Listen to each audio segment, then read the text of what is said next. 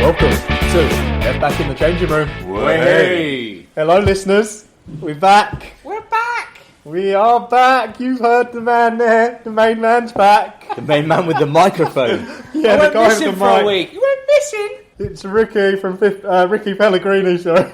Ricky from fifth place. It's alright, lads. Laugh it up. Enjoy it while you can, alright? I'm plotting my comeback. Don't worry about that. Excellent stuff. Thank you for being back, Ricky. The pressure's off me. I don't have to press record. I think we're okay, gents. Big pressure. It's our man from Scouserland. It's NVD. How you doing, boys? Rising up the table. Rising up. He stayed solidly in fourth, though. But rising up. And the other man, we've got him. He's back. He's had discussions with David Dean. It's Patrick Vieira.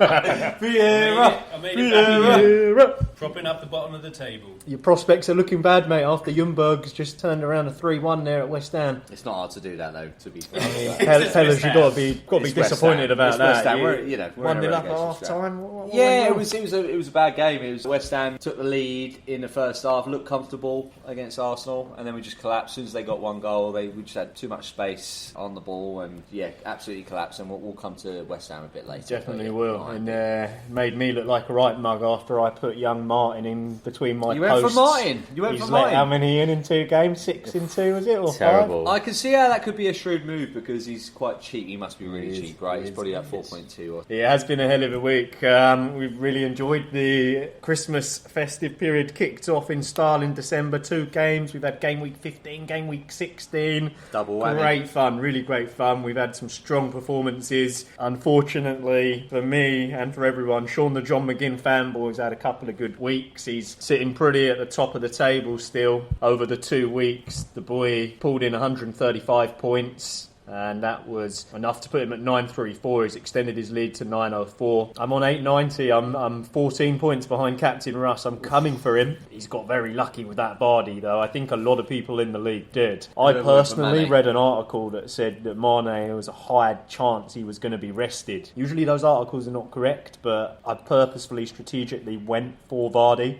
Yep. I thought I was very pleased when I saw Mane on the bench, and it didn't matter anyway. Everyone got the luck. I told you boys that last week anyway. And the ones who did have Mane as a captain, I bet they were just praying. But he played very well game week 15. He got 2 assists, he got a goal, and then he got dropped, and in came Salah. Neil Van Dijk, you stepped up to the plate. You had him game week 16. Exactly. You were in 4th. You've had a good one. Well, I mean, we'll come on to it, but I finally listened to the advice that I give our listeners. And 59 for you so far. Ricky from 5th position. He's holding his own. He's still in 5th position. He's got himself 54. Still to be updated, but definitely going to be in 5th. And then we've got Matty Lawless. He's risen up the league. Got 829 now. A couple of good game weeks for Matty Lawless. He's actually second overall over these 2 game weeks. 132 in total. He did play his bench boost. I have to say his bench boost has gone. Yep. And it didn't really work out very well for him. He's only got 46 points. Only an extra 4 points on the bench boost, I mean, that's what happens when you have Diop on the bench. I mean, he didn't even play, did he? And unfortunately, Pope's let in 5. But anyhow, I digress. Looking at the rest of the league, you've got Sausage Burner in 8th, the man with the caps. No longer caps. He's changed it. Look at that. He's found the settings. You sneaky old untouched lot. Changed it, isn't he? Patrick Vieira. He's sitting. As I slip down to the last position, I can't really shout about it. Yeah, shout about. Propping up the table, 794. Patrick, you are only 32 points behind Sausage Burner. I do have a few more points to come. Yeah, Vardy, because you went for Mane for the captain as well, so you've got another 13 points coming your way. I still feel like I've got a good, relegation battle going for myself, so I'm happy about that. It's not over. It's not over. It's nice to see that the average for the week was around 52. The highest was 137. And one thing, listeners, which we forgot to call out last week, wrongly, it was the excitement at the Cup. Qualification for the Cup. Exactly, yeah. And I am so happy to report that everybody in the left-back FPL league has made it through, we believe, provisionally. Provisionally. It's your top 4 million from the game week. So those with about an average of about 47 points. So if any of you FPL listeners out there, managers, if you've got that, then a good chance you're going to be joining us in the Cup. Any one of you could be playing one of the left-back FPL teams. You could be. If you send a few emails, request who you want to play, tell us what you're going to do to us. Nothing too risque, but anyhow, we are all in. We're all in. Even Captain Russ may be in, but I mean, Captain Russ will do well because he's got that. You've got a solid captain team to come. Yeah. That's a little bit concerning actually, because we all think we've made it right now. But if there's a lot of people that did have that, it's the Mane thing. I think a lot of people would have captained Mane. To your point, Mane the week before in the derby against Everton did really well, and then he was benched for the Bournemouth game. That's right. And, but it's that game week 16 that mattered. And who would they do as vice captain? I think most people will go vice captain. If they had Vardy, they would have done Vardy. I think looking at the average points though that we've all got around kind of the 50 to 60 mark, and just looking at Jimmy Fergs, his game week round was around 2.2. So I think 2.2 million in the world. So I think we'll be all right. I mean, this is the problem with a Monday night game. I just wish they'd update it. Yeah. What are they doing over there? Come on. Yeah, pull your finger out. Pull your finger out, Pep. Anyhow, so let's get into it, boys. We've already said, about Sean the John McGinn fanboy coming top with the most points this week. Quick look into his team and how he managed to do that. So fantastic team, right? 76. He did very well. He had Vardy, captain. Vardy, well, his first goal in game week 16. What was that all about? That was fantastic. He scuffed it, didn't he? He did. Fantastic. He did. It was awful. But that's the form he's on, right? Everything he touches turns to gold. And the same with Brendan Rodgers, really. That Iheanacho's come into the side. Yeah, I think he'll be a talking point for FPL. Do you draft him in? He's at 5.7 million. He's worth a punt, perhaps, if you don't have 3 Leicester players in your team already. Only problem with Iheanacho, he's only played 2 games. I was looking at him earlier today, and he's just... he's done well since he's been in. Is he going to keep playing? That's the thing you got to really. Well, let's not kind of forget the fixture pile up as well. You want to keep Vardy fresh. Naturally, he's going to want to keep banging in the goals. Him a little bit, right? Yeah. We'll see. It'll be an interesting. It's almost like a 4-4-2 that he was playing with Iheanacho up front. He wasn't really playing as a winger. Iheanacho, he was playing as the second striker. And did well. But Kane in there, right, as well, which is that was it. Good shout. Sean John McGinn fanboy's forward line was what did it for him. As Neil NVD pointed out, he had Kane and he had Danny Wings. Danny Wings. He's consistent, honestly. Is it time to get him? It's making me sick because I tell you what. The only trouble I have about Danny Wings, and I got him in and then I took him out before he had that great run of form that he's currently on, is that he is a little injury prone. So a little blow of the wind, and unfortunately the lad's going to have a broken leg, and that kind of could be a risk. But it's hard to kind of not look at his rich vein of form and try and jump on the bandwagon. But I mean, I'm not quite sure the up and coming games Southampton have got. But West Ham, they've got West Ham at home, Aston Villa away, then Chelsea away. Do you think he's worth it at the moment, Ricky? I mean, he's scoring the it's goals. very tempting. It's very tempting. He's cheap. It's one of those things that are we too late for that bandwagon? Because that's what I feel. Every week that goes past and he scores is one week that he's less likely to score than next. Yes, in my opinion. That's how I feel about it. I agree because I keep thinking, Southampton are going to inevitably be in a relegation battle, a bit similar to the Hammers. How many goals are they going to really score per week?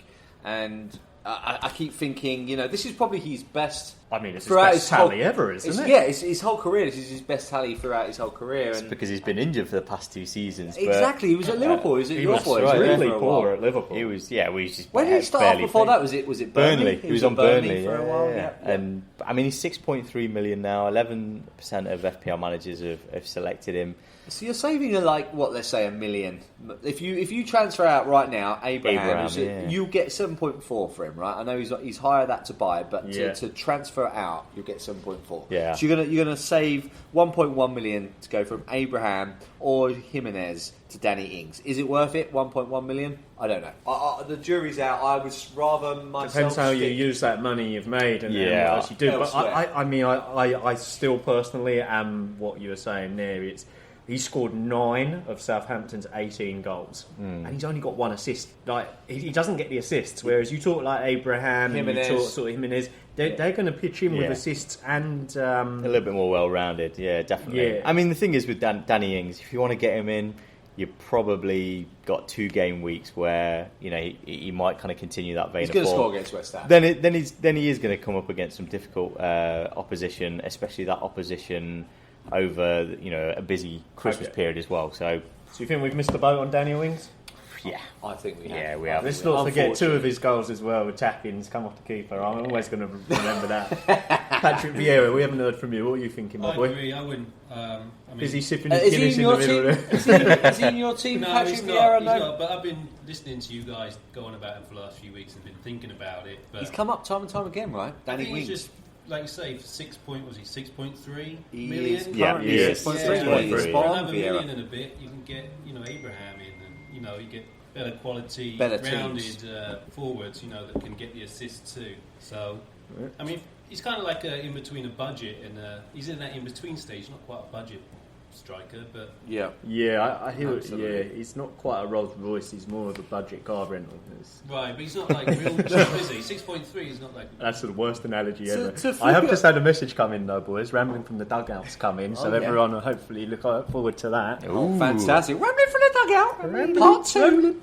Ricky, sorry, I interrupted you. What were you saying? No, my I boy? was just. I think I was just going to round out with the Danny Wings. Is to be fair, going back to John McGinn fanboy's Yeah. team. I think Danny Wings has been a big winner for him. He has, hasn't he? Yeah. That's not the only point. Not taken away. He's had James in there, who's been a solid performer. Robertson, Aurier, Schmeichel. I think was a very shrewd move. I don't think many people had Schmeichel at the time that John McGinn fanboy did. And this is paying dividends for him. And I do well think though, deserved. when you look at the rest of his team, without that strike force, he wouldn't have done as well this week. I know you say James has been a consistent performer. I mean, James has looked good, but his return hasn't been as strong as you'd want. Only 3 goals, 4 assists, 59 total points. That return just isn't high enough.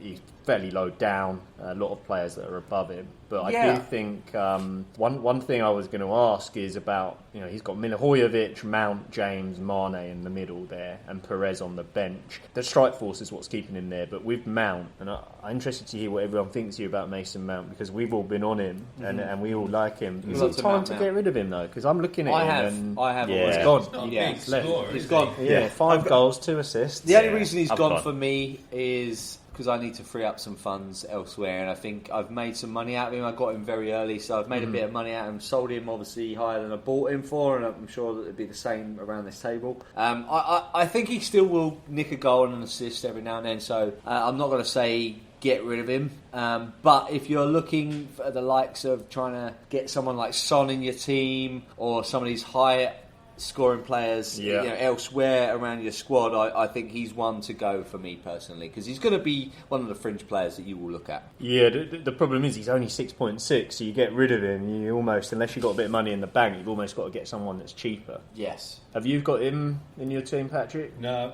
I never mounted Mount like you guys. Yeah, you did. We We saw you. We Just saw didn't you. tell us. You They all were do. We all baby mounted Raheem Mount was at in the corner watching. Yeah, you know what he's saying. on me, give me some milk.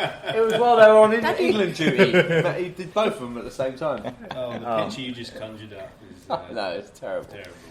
Digress, guys. So well done to Sean the John McGinn fanboy. I think that's where we'll leave it with that one. Going into my own team, I had a couple of Jimmy. blinders that I've got to talk about. My most successful and proud moment was having. Hey! And it's the king of the Here top. he is. Here he Top is. of the week. Guys, what an entrance. Ladies and gentlemen. We were just talking about your team, John McGinn fanboy, and he's just arrived. For those of you listening in, just made a lovely entrance here. I was We were getting just some talking more about your team. researching down at the scouting field. Exactly. So if your boys weren't there, that's where it's all gone wrong. And just to get you up to speed, John McGinn fanboy, we were talking about Danny Wings saying how much of a big impact he's had. And do you think he's going to carry on scoring? Do you think, has his time come to the end of his long haul of scoring, or do you keep him in your team? I don't know, now you guys are starting to lump on him, maybe that's a good time to get out. Yeah, we've all just said that we're all going to buy him. So we've all just collectively done a transfer and got him. I don't know, what was it, 5 in a row he's scored? Yeah, it's Something probably like Four in that. a row. 4 in a row. Five if he gets one. Yeah, but it's weird when you watch him. He 6. doesn't actually look like he does that much, albeit on the pitch. A lot of his goals have been very lucky. scrappy, and but he also manages to pick up bonus points a lot of the